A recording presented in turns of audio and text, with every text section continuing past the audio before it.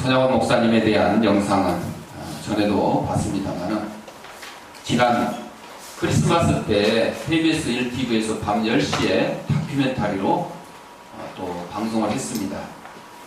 볼 때마다 감동을 받고 또 신앙의 도전을 받는데 그 이후에 또 국민일보에 관련된 기사가 나오고 또 큰딸 되는 손동희 권사가 내가 본 아버지 손양원이라는 책도 써낸 것도 나왔는데 그 국민일보 기사에 보면 손동희, 손동신 두 형제를 죽인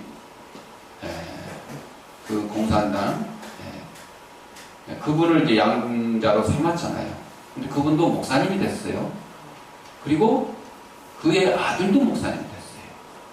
그 기사가 이제 국민일보에 나왔는데, 그러니까 두 아들을 죽인 그 분의 아들이 고등학생 될 때까지는 그 내용을 몰랐대요. 고등학생이 돼가지고 알고 보니까 자기 아버지가 손양원 목사님의 두 아들을 죽인 사람이다. 그걸 이제 알게 되고 충격을 받았다. 방황을 했대요. 방황. 그런데 나중에 이제 손동희 권사님을 만나고 이제 육신적으로는 가족은 아니죠. 양자로만 삼았을고 그 양자의 아들이니까.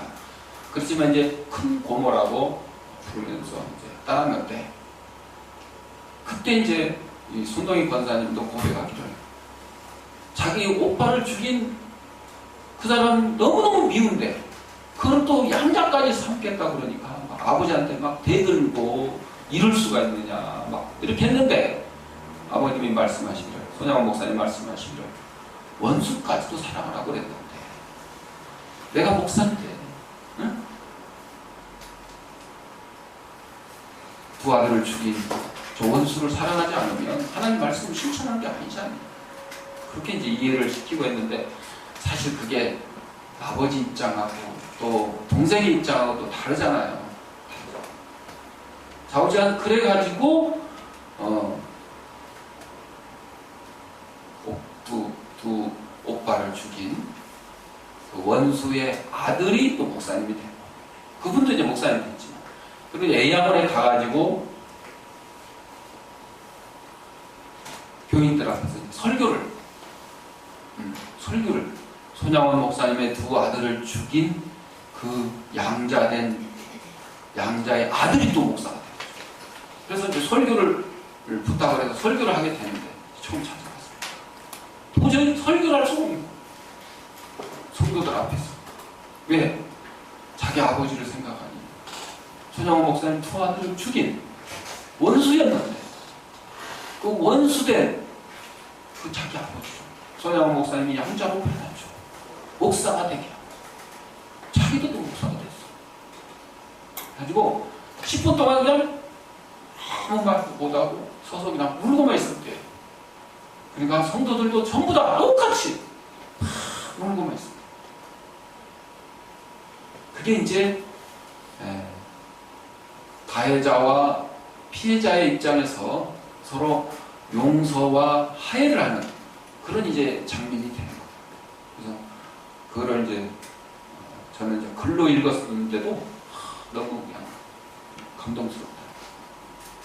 여러분, 정말로 예수님이 원수를 사랑하라고 하셨는데 여러분들 원수 사랑할 수 있겠어요? 그냥 집 앞에 그냥 쓰레기만 몰래 버린 놈만 봐도 그냥 미웃고, 담배 꽁초만 막 한 대가 막 계단에 막 올 때마다 그냥 두 부분이 쌓였는데, 그런 거 볼 때마다 막 미운 마음이 먼저 막 생기잖아요. 본문으로 돌아가서 시편 21편 2절 말씀을 중심으로 우리 신년주일에 응답하시는 하나님이라는 제목으로 함께 은혜를 나누고자 합니다. 하늘에 두 창구가 있었대요. 어떤 사람이 꿈에 천사의 안내를 받아서 구경을 하는데 첫 번째 창고에 가보니까 텅텅 비었어요. 그래서 천사가 창고가 비어있는 이유를 설명을 합니다. 이 창고는 하나님께 사람들이 소원을 간구하는, 응? 뭐 해달라고 하는 그 소원의 간구에 하나님이 응답하시다 보니까 그 창고에 가득 찼던 보화가 전부 사람들에게 나눠지느라고 비었습니다. 또 옆에 다른 창고를 하나 갔어요. 그런데 그 창고는 보화가 가득 차 있습니다. 아니, 아까 창고에는 보화가 하나도 없이 텅텅 비었던데 여기는 왜 보화가 가득 차 있습니까? 예, 이것은 하나님께 감사하는 사람들을 위해서 준비해 놓은 보화였는데 너무 하나님 앞에 감사하는 사람들이 적어서 보화가 아직도 이렇게 가득 차 있답니다. 이렇게 설명을 했다는 겁니다. 우리에게 가슴 뜨끔한 교훈이 알 수가 없습니다. 우리는 하나님께 날마다 쉬지 말고 기도하는데 기도의 내용이 대부분 뭐예요? 주옵소서, 주시옵소서, 주시옵소서 막 이를 앙담으로 막, 어? 우리 아들 대학에 합격하게 해주시오. 우리 사업 잘 되게 해주시오. 어? 다 그냥 달라고만 하자, 달라고. 그러니까 하나님이 그냥 그거 주니라고 그냥 창고가 텅 비는 거예요. 반면에 범사에 감사. 여러분, 쉬지 말고 기도하고 범사에 감사하고 범사나 쉬지 말고나 똑같아요.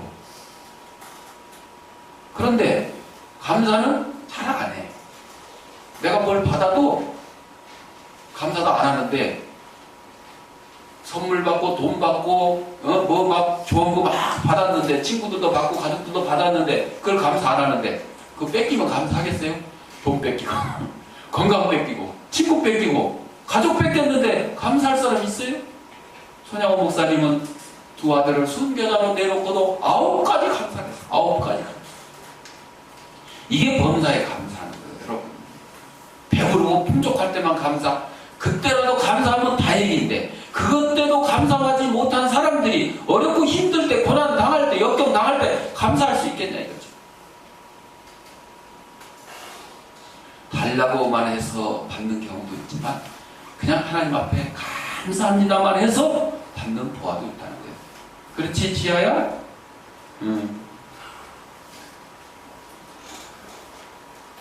시편 50편 23절에 보면 감사로 제사를 드리는 자가 나를 영화롭게 하나니 그 행위를 옳게 하는 자에게 내가 하나님의 구원을 보이리라.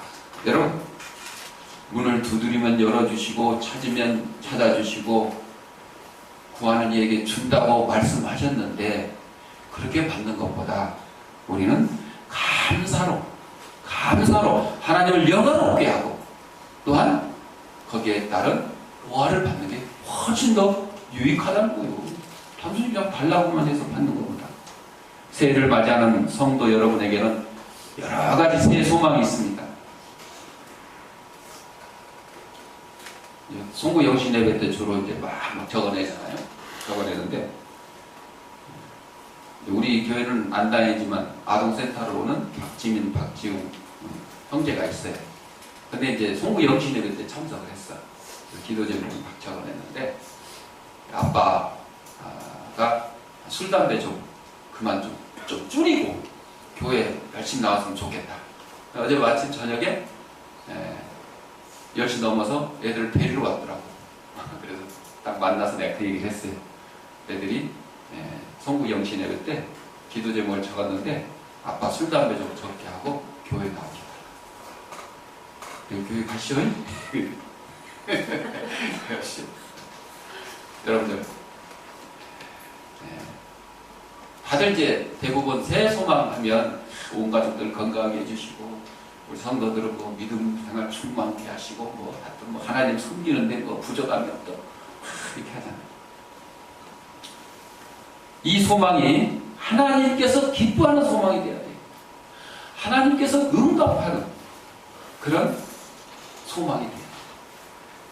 그래서 오늘 본문의 다윗을 통해서 우리가 교훈을 얻고자 하는 것이 하나님이 왜 다윗의 기도를 응답해 주셨느냐, 왜 하나님이 다윗과 함께 해주셨느냐, 그것을 우리가 배우고 똑같이 하면 됩니다. 오늘 본문에 나오는 이 시가 하나님께서 다윗을 이스라엘 왕의 자리에 세우시고 그의 나라를 확립하는 것을 고백하며 하나님께 드리는 감사의 신. 나를 왕으로 세워주시고, 목동이죠, 목동. 양을 치는 목동, 그 천한 사람을 왕으로 세워주신 것도 감사한데, 다윗의 나라를 그 시대에 아주 굳건하게 세워주셨어요. 그 근처에는 이방 나라들이 꼼짝도 못했어요. 왜?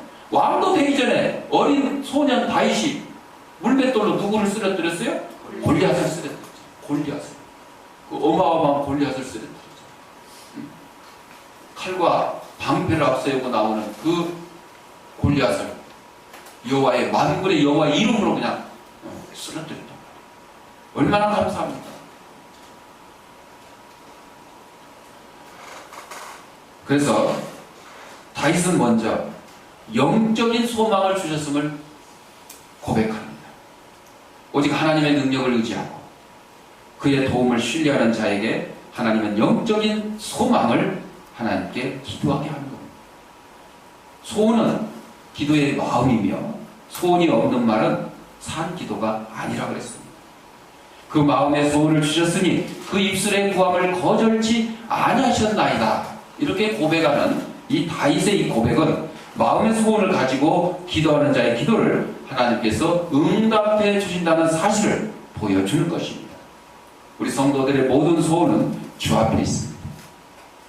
세상 사람들은, 하나님을 모르는 사람들은 뭐 새해 맞이한다고 저리 막 동양까지 쫓아가가지고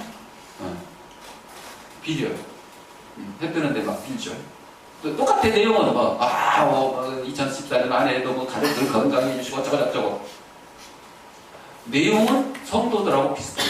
그러나 우리 성도들의 소원은 누구 앞에? 주 앞에. 주 앞에. 태양 앞에 있는 게 아니에요. 뭐 이상한 무슨 만들어 놓은 이런 데 앞에 있는 게 아니에요. 하나님 앞에 있어요. 우리의 소원은 하나님 앞에 있어요. 이게 차이가 있는 것입니다. 그래서 우리의 모든 소원을 주님 앞에 내놓고 믿음으로 기도할 때 하나님은 그 기도에 응답하시고 승리의 기쁨을 누리게 해주신다는 겁니다. 하나님은 자신의 편에 선 사람을 도와주시는 겁니다. 그러므로 마음이 정직하고 온전히 하나님께 순종하고 행실이 온전한 자를 합당히 여기사 도와주신다 하는 사실을 여러분들 기억을 하셔야 되는 것입니다. 젊은 군인이 휴가를 받아 집으로 돌아오는 중에 기도원에 들려서 기도를 하고 싶었습니다. 그래서 기도원에 들려서 금식하며 기도하는 중에 자기 입에서 쏟아져 나오는 기도 소리를 자기도 놀랐어요. 왜? 자기가 원하거나 생각하지 않았던 그런 기도가 막 쏟아지는데, 하나님 아버지, 이번 휴가 중 저의 배우자가 될 여자를 만나게 하여 주옵소서. 휴가 중에.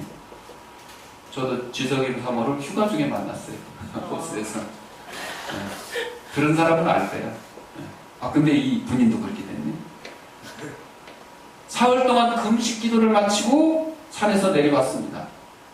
그는 옛날 친구가 보고 싶어서 버스를 타고 친구 집에 갔습니다. 그런데 버스 안에서도 같은 기도과 내용이 나오는 거예요. 배우자가 될 여자를 만나게 해달라. 그 기도가 나오는 거예요. 친구 집에 도착해서 배를 딱 눌렀는데 문이 열리며 문을 열어준 사람은 친구가 아니고 친구의 여동생이었어요. 결론 나왔죠? 친구의 여동생. 결국 두 사람은 결혼을 해서 가정을 이루게 되었습니다.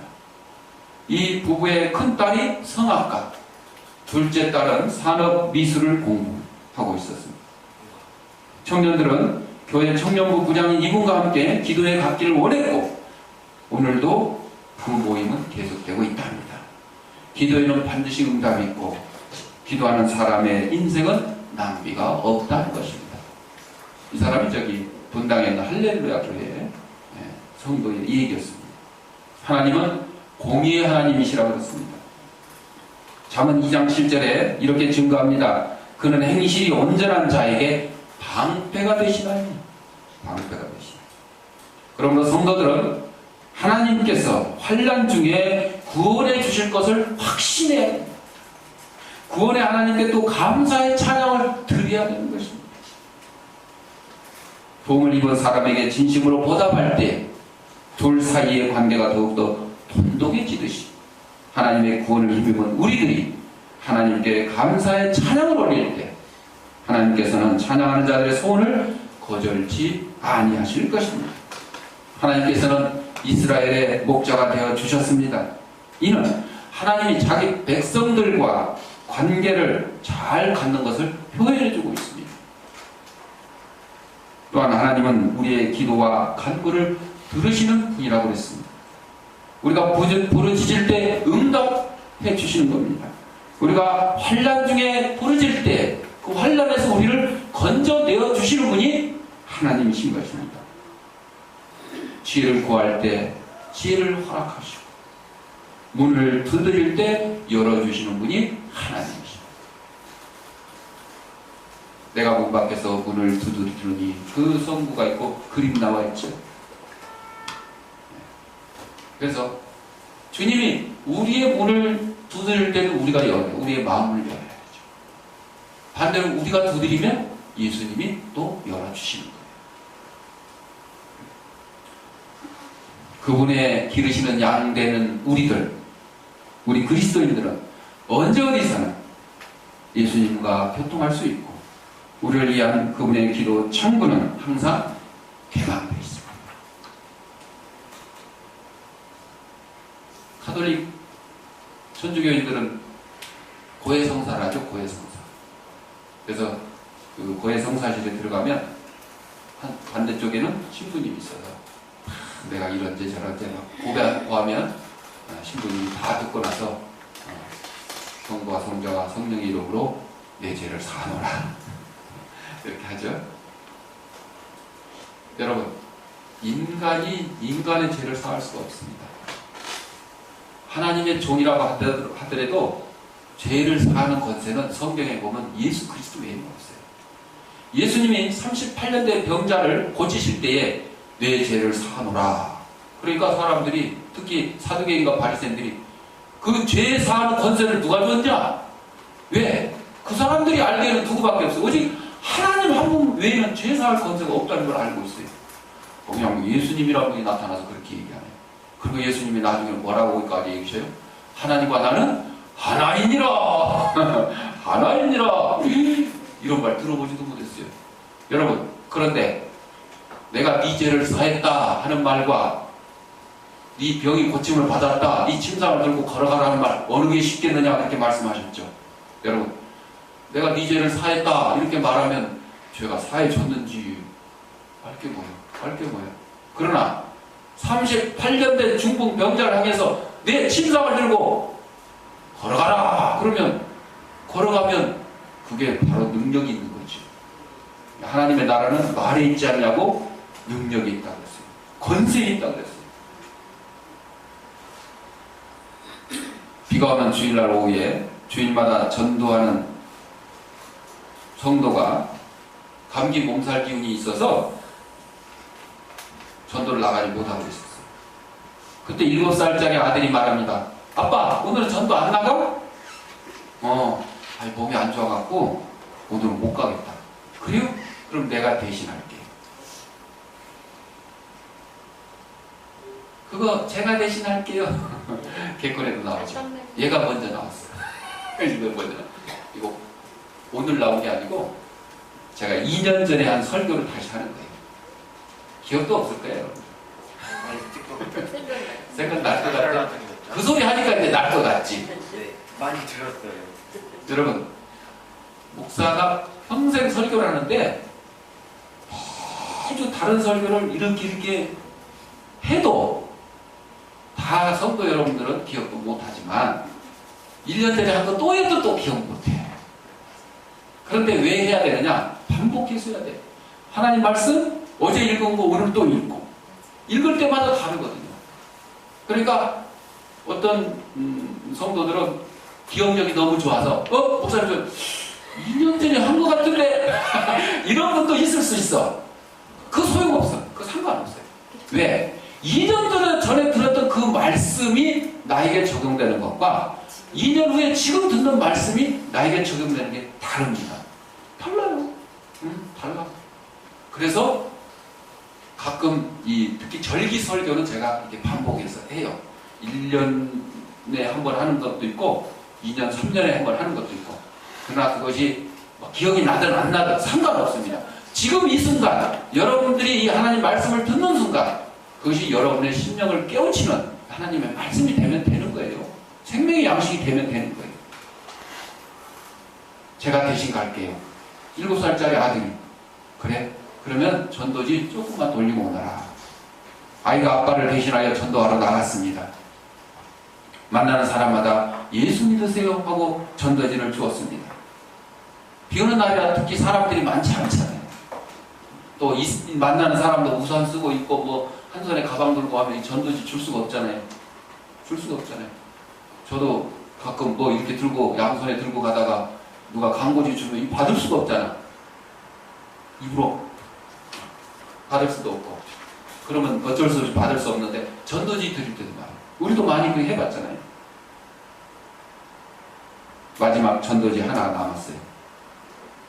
그 아이의 눈에 띄는 집이 있습니다.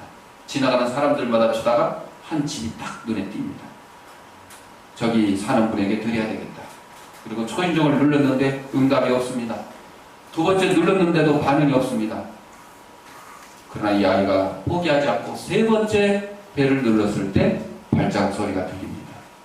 문이 열리는데 아주 초췌한 모습의 여인이 고개를 내밉니다. 아이가 전도지를 주며 예수 믿고 구원받았어요. 예수 믿으면 행복해져요. 이렇게 말하고 그냥 돌아왔습니다. 전도지만 전해주고. 다음 주일 목사님께서 말씀하십니다. 간증하고 싶은 분이 계시면 나와서 간증해보세요. 그때 뒷자리에 앉아있던 중년 여인이 걸어 나옵니다. 저는 2년 전에 남편이 교통사고로 세상을 떠났습니다. 2달 전에는 하나밖에 없는 아들이 불치병으로 고통당하다가 세상을 떠났습니다. 저는 의지할 사람이 없습니다. 혼자입니다. 저는 외로워서 살 수가 없었고 우울증이 재발하여 죽고 싶은 생각밖에는 들지 않았습니다. 그래서 비가 오는 지난주일 오후 저는 자살하기로 결심을 했습니다. 농약을 먹으려는 순간 초인종 소리가 띵동 하고 울렸습니다. 한번 들고 가겠지. 그랬는데 또 두 번째 띵동 울렸습니다. 안 갔네. 이제는 가겠지. 그런데 또 세 번째 띵동 하고 울렸습니다.